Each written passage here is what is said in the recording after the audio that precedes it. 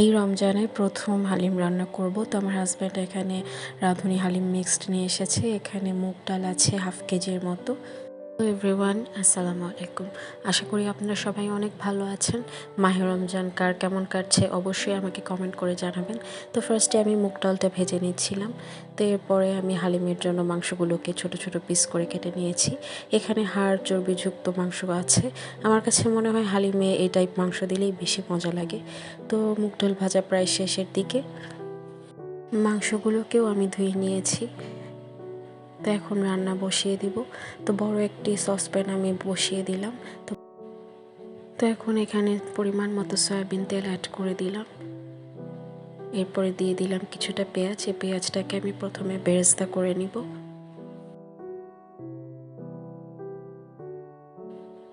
তো বেরেস্তা প্রায় হয়ে গিয়েছে। তো বেরেস্তাগুলো আমি একটি প্লেটে তুলে নিয়েছি। এরপর গরম তেলে কিছুটা আস্ত জিরা ফোড়নে দিয়ে দিলাম কিছুটা লং। এরপর দিয়ে দিলাম এলাচি, দারুচিনি, তেজপাতা। এগুলোকে এখন তেলের সাথে হালকা ভেজে নিব। এরপর এখানে পরিমাণ মতো পেঁয়াজ কুচি দিয়ে দিলাম। এরপরে আমি কয়েকটা কাঁচামরিচ এরকম ভেঙে দিয়ে দিচ্ছি, কারণ এটা একটা সময় গলে যাবে, তাই আমি আর কেটে দিলাম না, হাত দিয়েই ভেঙে ভেঙে দিয়ে দিচ্ছি। অসুস্থ থাকার কারণে গলার ভয়েসটা আমি ভালোভাবে দিতে পারছি না, ক্ষমার দৃষ্টিতে দেখবেন। এরপর এখানে দিয়ে দিলাম রসুন বাটা। এরপরে দিয়ে দিলাম আদা বাটা। এরপরে এটাকে হালকা ভেজে নিব। এরপর এখানে দিয়ে দিলাম জিরার গুঁড়া। এরপরে দিয়ে দিলাম ধনিয়া গুঁড়া। এরপরে হলুদ, মরিচের গুঁড়া। এরপরে পরিমাণ মতো লবণ দিয়ে দিলাম। এখন দিয়ে দিলাম রাঁধুনির হালিম মিক্সডে যে মশলাটা থাকে সেটা পুরোটাই আমি এখানে দিয়ে দিচ্ছি। এরপর একটু ভেজে তারপর সামান্য পানি দিয়ে আমি মশলাটাকে কষিয়ে নিব। তো আমি মশলাটাকে একটু ঢাকা দিয়ে ভালো করে কষিয়ে নিব। এখানে মশলা কষানো হয়ে গিয়েছে।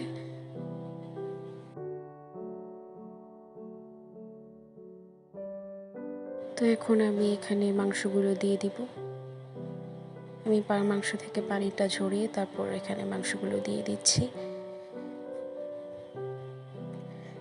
মশলার সাথে ভালো করে মাংসটাকে মিশিয়ে ঢাকা দিয়ে আমি আবার মাংসটাকে কষিয়ে নিব।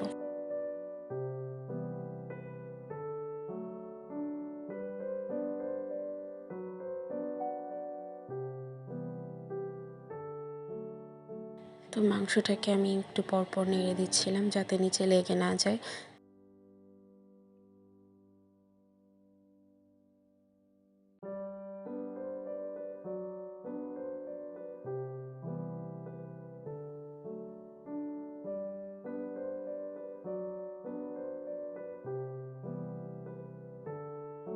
মাংস কষানো হয়ে গিয়েছে। তো এখন আমি এখানে হালিম মিক্সডে যে ডালটা থাকে সেটা দিয়ে দিচ্ছি।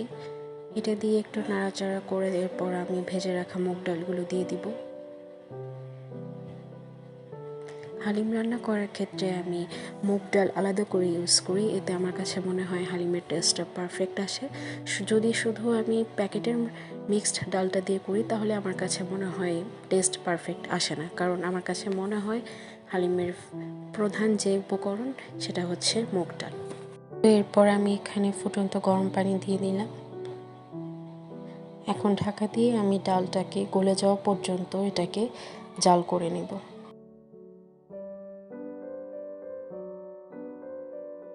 ডালটা প্রায় অনেকটাই গলে গিয়েছে। আমি উপর থেকে কয়েকটা কাঁচামরিচ চিড়ে দিচ্ছিলাম সুন্দর একটা ফ্লেভার আসার জন্য। এরপর ধনিয়া পাতা দিয়ে দিলাম। এরপরে দিয়ে দিব আদা কুচি। আমার কাছে হালিমে আদা কুচিটা খুবই ভালো লাগে, আমি বেশি করে আদা ইউজ করি। এরপর উপর থেকে দিয়ে দিলাম ভাজা জিরার গুঁড়া। আর লাস্টে দিয়ে দিচ্ছি টমেটো কুচি। এটা দিয়ে কিছুক্ষণ নেড়ে ছেড়ে আমি চুলাটা অফ করে দিব। হালিম রান্নাটা শেষের দিকে।